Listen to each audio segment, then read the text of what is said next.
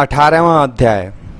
इस अध्याय में हम पढ़ेंगे शिकार खेलने के लिए राजा परीक्षित का वन में जाना तथा प्यास के कारण शमीक ऋषि का अपमान करना और रिंग ऋषि द्वारा परीक्षित को शाप देना। अगर आपने अभी तक 17वां अध्याय नहीं देखा है तो जाकर आई बटन को प्रेस करें, वहां पर वीडियो आएगी, उसको क्लिक करने पर आप 17वां अध्याय देख सकते हैं। इस अध्याय को आप ध्यान से सुनिएगा क्योंकि अंत में हम कुछ प्रश्न पूछेंगे इसी अध्याय से जुड़े हुए। सूत जी बोले, हे शौनकाद ऋषियों, राजा परीक्षित ने जब तक राज्य किया तब तक उनकी धर्मपरायणता तथा न्याय नीति के कारण कलयुग ने उनके राज्य में आगमन नहीं किया। राजा परीक्षित प्रजा की देखभाल करने के लिए रथ पर बैठकर दशों दिशाओं में घूमते हुए एक छत्र राज्य करते थे। उन्होंने कलयुग के आने की कोई चिंता न करके उसे रहने को निवास स्थान दे दिया। इतना वृत्तांत सुनने के बाद शौनकादि ऋषियों ने सूत जी से कहा, हे सूत जी, आपने हम लोगों को इस कथामृत का पान कराकर अत्यंत कृपा की है, अतः अब आप कृपा करके हमको वह कथा सुनाइए जिस कारण राजा परीक्षित ने अपने शरीर को त्याग दिया था। यह सुनकर सूत जी बोले, हे ऋषियों, जब परीक्षित वन में शिकार खेलने के लिए गए, वहां उनको अनेकों पशुओं को मारा और दोपहर के समय जब उन्होंने एक घायल हिरण को देखा तो अपने सारथी को वहीं पर ही छोड़कर घोड़े को उसके पीछे दौड़ाया। जब वे बहुत दूर निकल गए तब महाराज परीक्षित को गर्मी के कारण बड़े जोर की प्यास लगी। तब वे वन में पीने के लिए जल तलाश करने लगे और जल की तलाश करते हुए शमीक ऋषि के आश्रम में जा पहुंचे। शमीक ऋषि ऐसे तपस्वी थे कि बछड़े के दूध पीते समय गौ के थन से जो दूध नीचे टपकता था उसी को पीकर दिन रात ईश्वर का ध्यान किया करते थे। राजा उस आश्रम को देखते ही ऋषि के पास जा पहुंचे। शमीक ऋषि उस समय ईश्वर आराधना में मग्न होकर अपने नेत्र बंद किए बैठे थे। राजा ने उनके समीप जाकर कहा, हे ऋषि, मैं अभिमन्यु का पुत्र परीक्षित हूँ। मुझे इस समय बड़े जोर की प्यास लग रही है, अतः आप मुझे कृपा कर थोड़ा सा पानी पिला दीजिए। राजा ने इस तरह अनेकों बार जल मांगा, परंतु उस समय शमीक ऋषि भगवत भजन में ऐसे मग्न हो रहे थे कि उन्हें अपनी देह की भी सुध बुध नहीं रही थी। अतः राजा की आवाज उनके कानों तक नहीं पहुंची और वे जैसे तैसे ही बैठे रहे। उस समय जीव हिंसा के कारण तथा स्वर्ण मुकुट पहने रहने के कारण कलयुग राजा के हृदय में प्रवेश कर गया था। अतः उसने राजा से बदला लेने का यह अच्छा मौका जानकर अपना कपट जाल फैला दिया, जिसके फल स्वरूप वे धर्मात्मा एवं हरिभक्त राजा परीक्षित क्रोध के वशीभूत हो गए। तब उन्होंने अपने मन में सोचा कि मैं चक्रवर्ती राजा होते हुए भी प्यास से मारा इस ऋषि के आश्रम पर आया हूँ, परंतु इस ऋषि ने मेरी प्रार्थना पर कोई ध्यान न देकर समाधि का ढोंग रच लिया है, अतः मुझे इसको दंड देना चाहिए। ऐसा विचार मन में आते ही जब राजा ने यह सोचकर मैं पांडवों के वंश में पैदा हुआ हूं, अतः इस ऋषि को कैसे दंड दूं, उसी समय राजा को वहां एक मृतक सर्प पड़ा दिखाई दिया। राजा ने उस मृतक सर्प को देखते ही यह निश्चय कर लिया कि इस मृतक सर्प को ही ऋषि के गले में डाल देना चाहिए, इस तरह दंड व्यवस्था पूर्ण हो जाएगी। ऐसा सोचकर राजा ने घोड़े से उतरकर उस मृतक सर्प को अपने धनुष की नोक से उठाकर मुनि के गले में डाल दिया। हरि भजन में मग्न होने के कारण ऋषि को गले में सर्प पड़ने का कुछ भी एहसास नहीं हुआ। वे पहले की तरह निरंतर निश्चिंत बैठे रहे।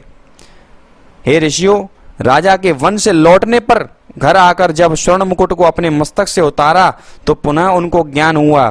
तब वे बड़े दुखी होते हुए अपने हृदय में सोचने लगे कि देखो, इस स्वर्ण मुकुट में कलयुग का निवास था, अतः इसी से मेरी बुद्धि नष्ट हो गई थी। इसके अलावा मैंने वन में जाकर जो जीव हिंसा की, उसका फल यह हुआ कि मैंने अज्ञानी बनकर तपस्या करते हुए ऋषि के गले में मृतक सर्प डाल दिया।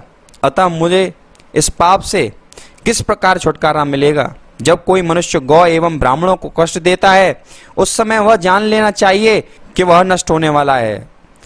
आज मैंने ब्राह्मण को कष्ट दिया है, इसलिए मुझे ऐसा प्रतीत होता है कि मैं धन संपत्ति सहित शीघ्र ही नष्ट हो जाऊंगा।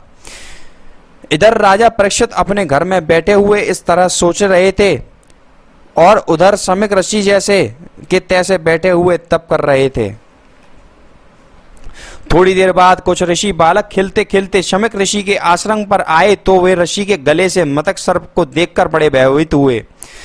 उन्होंने यह सब हाल शमीक ऋषि के पुत्र रिंग ऋषि से जाकर कहा। रिंग ऋषि को ब्रह्मा जी का यह वरदान था कि उसका वचन कभी मिथ्या नहीं होगा। बालकों के यह समाचार सुनकर वह क्रोध में भर गया। उसका सारा शरीर क्रोध के मारे कांपने लगा।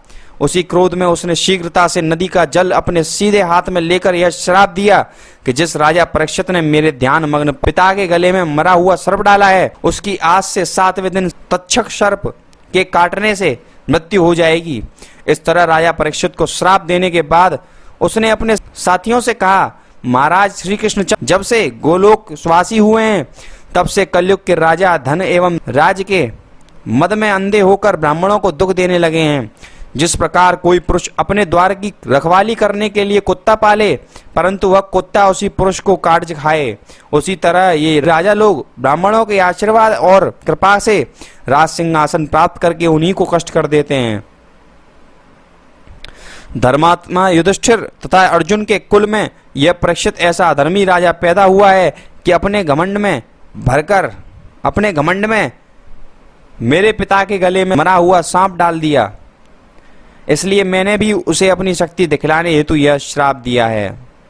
इस प्रकार लड़कों से बातें कर रिंग ऋषि राजा परीक्षित को दिए हुए श्राप का समाचार सुनाने के लिए खेलते खेलते अपने पिता शमीक ऋषि के पास पहुंचे। वहां जब उसने अपने पिता को ध्यान मग्न तथा उनके गले में पड़े हुए मरे सांप को देखा, तब उसने सर्प को उनके गले से निकालकर पिता का नाम लेकर जोर से रोना शुरू कर दिया। उनके रोने की आवाज सुनकर शमीक ऋषि ने अपनी समाधि खोल दी तथा उन्होंने अपने बेटे के रोने का कारण पूछा। तब रिंग ऋषि ने उन्हें सब हाल सुनाया। उस बात को सुनकर शमीक ऋषि ने अपने बेटे से पूछा, हे बेटा, तूने राजा को कोई श्राप तो नहीं दिया? रिंग ऋषि ने उत्तर दिया, यह अधर्म करने के कारण मैंने राजा को श्राप दिया है कि आज से वह 7वें दिन तक्षक सर्प द्वारा काटे जाने से मृत्यु को प्राप्त होगा। शमीक ऋषि क्रोध करके बेटे से कहने लगे, अरे मूर्ख, तूने बहुत बुरा काम किया है। तूने ऐसे धर्मात्मा राजा को श्राप दिया है जिसके राज्य में अभी तक कलयुग प्रवेश नहीं कर पाया था। कौरवों और पांडवों के वंश में यह एक ऐसा राजा है जिसके राज्य में हम सब ऋषि मुनि ब्राह्मण आदि अत्यंत आनंद पूर्वक रह रहे थे। शमीक ऋषि ने पुत्र से इस प्रकार कहने के पश्चात परम प्रभु का ध्यान करते हुए उनसे प्रार्थना की, हे प्रभु, मेरी अज्ञानी बालक से बहुत बड़ा अपराध हो गया है, आप उसे कृपा कर क्षमा कर दें। जो राजा गौ तथा ब्राह्मणों की रक्षा करता है, उसको मारने का पाप 10 ब्राह्मणों को मारने के समान होता है। राजा के बिना देश में बहुत से चोर तथा पापी उत्पन्न हो जाते हैं, इसलिए राजा को मारने वाला चोर तथा अधर्मी को बढ़ाने वाला होता है।